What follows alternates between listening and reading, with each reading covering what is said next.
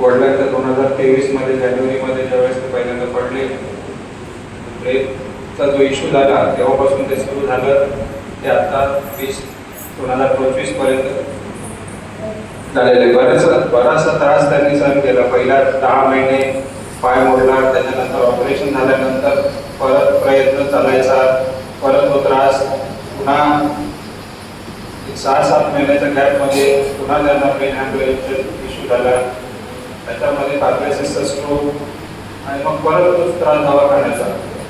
पूर्ण परिवार एकत्र येऊन सर्वांनी आपापल्या परीने ज्या पद्धतीने वडिलांची सेवा करणं ही झाली, या सगळ्या गोष्टींसाठी आम्ही खरं म्हणजे यांचंच आभार आहोत. म्हणजे याच्यामुळे ज्या गोष्टी घडून आल्या, आम्ही स्वतः काही नाही, त्यांनी आमच्याकडून करून घेतलं झालं असं आम्हाला वाटतं.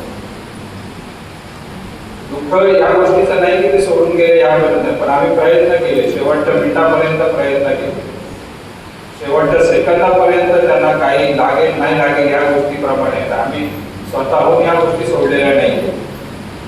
परिवाराने एक निश्चय असा केला होता की जोपर्यंत वडील स्वतः या गोष्टी स्वतः सोडून देत नाही की नाही आता माझं शरीर थकलंय म्हणून नाही.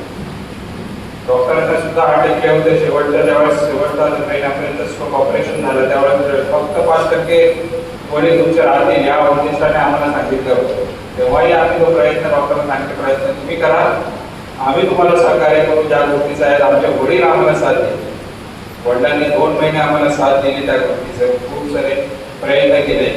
एक छोटंसं वाक्य इथे आलेलं आहे.